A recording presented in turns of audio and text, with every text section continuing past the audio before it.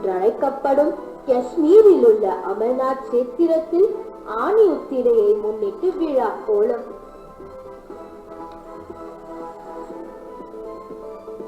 தில்லை நடராஜர் கோவிலில் ஆணி உத்திரை பூஜை, மக்கள் குவிந்தனர்.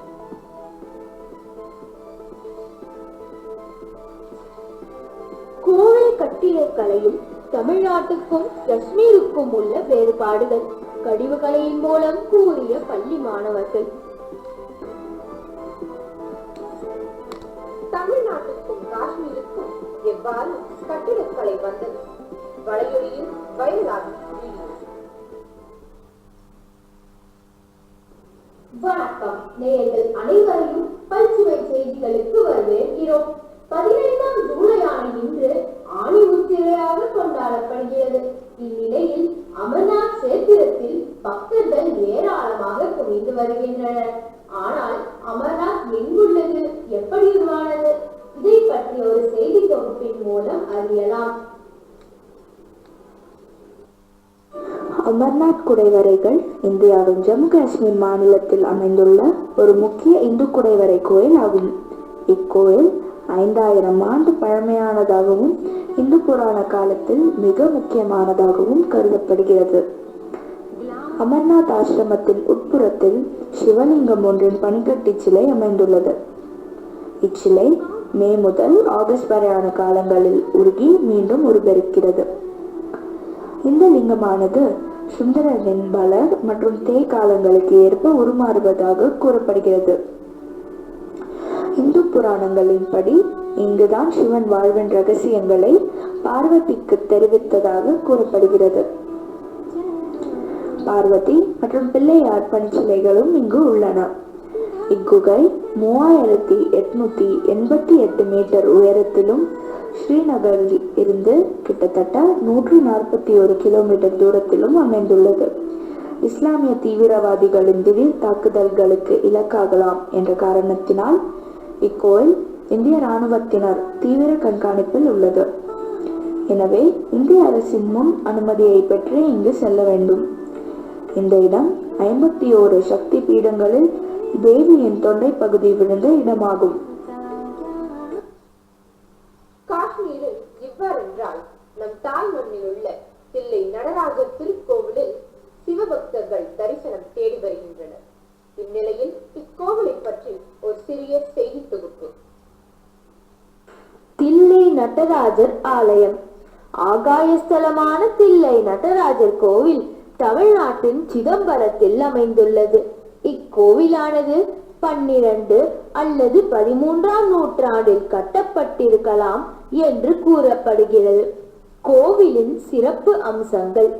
இக்கோவில் பிரபஞ்சத்தின் புவிகாந்த மையமாகும்.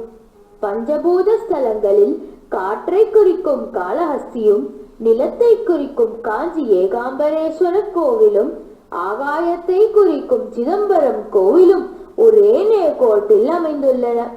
சிதம்பர கோவிலின் 9 வாசல்கள் மனித உடலின் 9 நுழைவுகளை குறிப்பிடுகின்றன. கோவிலின் கூரை 21,600 தங்கத்தாள்களால் ஆனது. ஒரு மனிதனால் ஒவ்வொரு நாளும் எடுக்கப்படும் 21,600 சுவாசங்களை குறிக்கிறது. இந்த 21,600 தங்கத்தாள்கள் 72,000 தங்க நகங்களை பயன்படுத்தி கூரையில் சரி செய்யப்பட்டுள்ளன. இது மனித உடலில் உள்ள மொத்த நரம்புகளின் எண்ணிக்கையை குறிக்கிறது. பொன்னம்பலம் இடது பக்கம் சற்று சாய்ந்து வைக்கப்பட்டுள்ளது. இது நம் இதயத்தை குறிக்கிறது. இதை அடைய நாம் பஞ்சாட்சர படிகளான ஸ்ரீ வ ய ந ம ஆகிய 5 படிகளை ஏற வேண்டும். மேலும் கனக சபையின் 4 தூண்கள் 4 வேதங்களை குறிக்கின்றன. பொன்னம்பலத்தின் 28 தூண்கள் சிவனை வழிபடுவதற்கான 28 முறைகளை குறிக்கின்றன. இந்த 28 தூண்கள் 64 கூரை விட்டங்களை ஆதரிக்கின்றன. இவை 64 கலைகளையும் 64 குறுக்கு விட்டங்கள் மனித உடலில் இயங்கும் இரத்த நாளங்களையும் குறிக்கின்றன. கூரையில் உள்ள 9 கலசங்கள் 9 வகையான சக்தி அல்லது ஆற்றல்களை குறிக்கின்றன. அர்த்த மண்டபத்தில் உள்ள 6 தூண்கள் 6 வகையான சாஸ்திரங்களை குறிக்கின்றன. அருகிலுள்ள மண்டபத்தில் உள்ள 18 தூண்கள் 18 புராணங்களை குறிக்கின்றன. காஷ்மீரின் கோவில் அமைப்பையும் தமிழ்நாட்டின் கோவில் அமைப்பையும் விளக்கும் வகையில் அவ்விரு கோவில்களின் வரைபடத்தை வரைந்த பள்ளி மாணவி.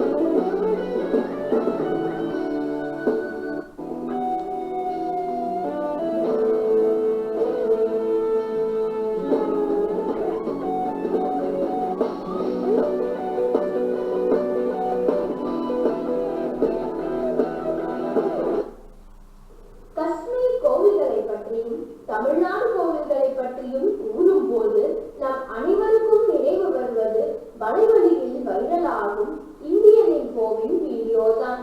இதில் காஷ்மீருக்கும் தமிழ்நாட்டிற்கும் கோவில் கட்டிடக்கலை எவ்வாறு வந்தது என்பதை பற்றி கூறப்பட்டுள்ளது. இப்போது பார்க்கலாம் அந்த வீடியோவை.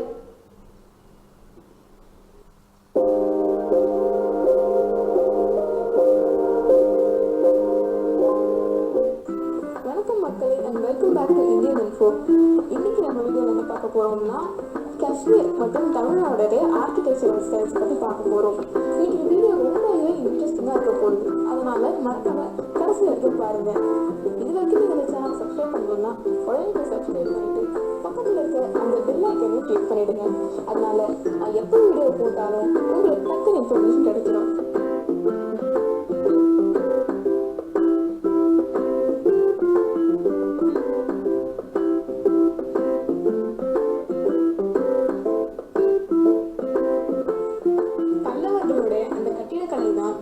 தமிழகம் இல்லைன்னா திராவிடத்தோடைய கட்டிடக்கலையினோட ஆரம்பத்தை குறிக்குது. இது சோழ வம்சத்துக்கு கீழே தான் அதோட உச்சகட்ட உயரத்தை அடைஞ்சது. அது மட்டும் இல்லாம தென்னகத்துல முதல்ல கல்லுல கட்டின கோயில் பல்லவர்கள் காலத்துல தான் கட்டப்பட்டது.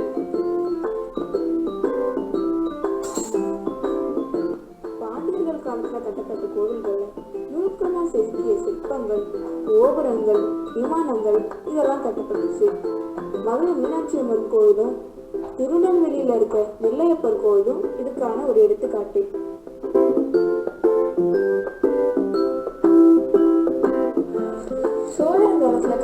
கோவில்கள் இல்லைன்னா அங்கே கட்டப்பட்டிருந்த அந்த மானுமெண்ட்ஸ் எல்லாமே வந்து ரொம்பவே அழகாக இருக்கும். இப்போது நான் கோவிலே ஒரு எடுத்துக்காட்டாக எடுத்து சொல்கிறேன். கோவில்களில் இருக்கிற அந்த கோவில் கருவறைகள் எப்பவுமே வட்டமாகவோ இல்லை சதுரமாகவோ இருக்கும். அங்கே இருக்கிற அந்த வெளி சுவர்களை ரொம்பவே அழகாக செதுக்கி வச்சுருப்பாங்க உருவங்களை. அது மட்டும் இல்லாமல் அந்த விமானங்கள்லாம் கோபுரங்கள் மேலே கலசம் வச்சுருக்கோம். அங்கே இருக்கிற எல்லா மண்டபத்திலையும் இது எல்லாமே தூணால் செய்யப்பட்டிருக்கும், இல்லைன்னா தூணால் சப்போர்ட் பண்ணப்பட்டிருக்கும். அங்கே இருக்க ஒவ்வொரு தூண்டும் ரொம்பவே நுணுக்கமான அழகிய ரொம்ப டீட்டெயில்டான ரொம்பவே ஒரு அழகான சூப்பராக வந்து செதுக்கி வச்சுருப்பாங்க. காஷ்மீரில் இருக்கிற அந்த காலத்தில் கட்டப்பட்ட முக்கால்வாசி வீடுங்க ஆறு ஒட்டி தான் இருக்கும். காரணம், அந்த காலத்தில் நீர்வழி போக்குவரத்து தான் பயன்படுத்தப்பட்டது. அது மட்டும் இல்லாமல் அந்த காலத்தில் இருந்த பண்டிதர்கள் வீடு இன்னைக்கு கொஞ்சம் பராமரிக்காமல் இருந்தாலும் அந்த காலத்தில் அவங்க எப்படி செழிப்பாக இருந்தாங்கன்ட்டு காமிக்கும். அப்போவெல்லாம் 4 மாடி 5 மாடி வச்ச வீடு கட்டுவாங்க. ஒரு சில வீடுங்கள்ல வீட்டுக்குள்ள இருந்தே தண்ணிக்கு போற மாதிரி படிக்கட்டெல்லாம் வச்சு கூட கட்டியிருப்பாங்க. இந்த வீடியோ பார்த்ததுக்கு ரொம்ப நன்றி. இந்த வீடியோ உங்களுக்கு ரொம்ப யூஸ்ஃபுல்லாக இருக்குன்னு நினைக்கிறேன். இந்த வீடியோ பிடிச்சிருந்தா லைக் பண்ணுங்க, ஷேர் பண்ணுங்க, கமெண்ட் பண்ணுங்க. அப்புறம் மறக்காம இந்தியன் இன்ஃபோக்கு சப்ஸ்கிரைப் பண்ணுங்க. கோவில் கட்டிடக்கலையில் தமிழ்நாட்டுக்கும் காஷ்மீருக்கும் உள்ள வேறுபாடுகளை கழுகு கலையின் மூலம் கூறிய பள்ளி மாணவர்கள் அவர்களது செயலை சமூக வலைத்தளத்தில் பலரும் பாராட்டி வருகின்றனர். இந்நிலையில் இந்த செய்தி தொகுப்பில் பார்க்கலாம் அவர்களது வேலையை. அனைவருக்கும் வணக்கம். நாம் இன்று காஷ்மீரில் உள்ள கோவில்களின் சிறப்பு அம்சங்களை பற்றி காண்போம். முதலில் கோவிலின் அமைப்பு. கோவிலின் மேல் பகுதி குவிமாட வடிவத்தில் இருக்கும். ஒரு குவிமாடம் என்பது சொர்க்கத்தின் பெடகத்தின் குறியீடு பிரதிநிதித்துவம் ஆகும். ஒரு கோவிலில் ஒரு மணி அடிக்கும் போதெல்லாம் அது ஒரு சிறப்பு வகையான காந்த புல ஆற்றலுடன் ஒரு ஒளியை உருவாக்குகிறது. இந்த ஆற்றல் வீணாக கூடாது. எனவே அனைத்து கோவில்களிலும் ஒரு கூம்பு வடிவ கட்டமைப்பு இருக்கும். அது எப்போதும் ஒரு குவிமாடத்தை உயரமாக வைக்க முயற்சித்து பறக்கும். குவிமாடத்தின் வடிவம் மற்றும் காஷ்மீரில் உள்ள கோவில் தூண்கள். அக்காலத்தில் மக்கள் கோவில்களின் சுவர்களிலும் தூண்களிலும் சிற்பங்களை செதுக்குவது தன் வருங்கால மக்கள் அதை கண்டு அவர்களின் நாகரிகத்தையும் பண்பாட்டையும் மற்றும் சிற்பக்கலையும் தெரிந்து கொள்ள வேண்டும் என்பதற்காகவே தான். கோவில் தூண்கள். நன்றி, வணக்கம். நாம் இன்று தமிழ்நாடு கோவில்களை பற்றிய ஒரு சிறு விரிவாக்கம் பார்க்க போகிறோம். தமிழ்நாடு சிற்பங்கள். காஞ்சிபுரத்தில் முக்கியமான கோவில்களை கட்டியுள்ள பல்லவர்களின் வம்சத்திற்கு கீழ் கல் சிவக்கும் பரம்பரை தொடங்கியது. கோவில்களில் வடிவமைக்க மற்றும் அவற்றின் சுவற்றுகளை உள்ளடக்கியுள்ள சில சிற்பங்கள் 2 மரக்கட்டை மற்றும் மர கட்டுமானங்களை அடிப்படையாக கொண்டவை. ஒரு பாரம்பரியத்திற்கு கீழ் அதன் தோற்றம் வரலாற்றில் சின்னத்தில் உள்ள கோபுரம் பொதுவானது மற்றும் குறிப்பிட்டுள்ள குறிப்புகளை கொண்டுள்ளது. திருநெல்வேலி ஆண்டாள் கோவிலில் கோபுரம் மாநில சின்னமாக அறியப்படுகிறது. டிகேசி ரெட்டி எபிசோட் காரணமாக அரசாங்கம் பதிவில் கூட இதுபோல் தாமரை அடித்தளம் இல்லாமல் அசோகாவின் சிங்க தலைநகரை கொண்டுள்ளது மற்றும் இருபுறம் இந்தியா கொடியில் தமிழ்நாடு கோவில்கள். ஒரு கோவிலில் யாதவர்கள் கடைசியாக செய்யும் கல்வெட்டுகள், சுவர்கள் அவை அனைத்தும் அரசியல், சமூக, பொருளாதார, நிதிவு பதிவுகள், வரலாறு மற்றும் உளவியல் பற்றி ஒரு பக்கச்சார்பற்ற ஆய்வு விலைமதிக்கப்பட்டுள்ளது. வணக்கம். இத்துடன் இந்த செய்தி தொகுப்பு முடிவடைகின்றது. மேலும் செய்திகளுக்கு இணைந்திருங்கள் ABC நியூஸ் தொலைக்காட்சியுடன். வணக்கம்.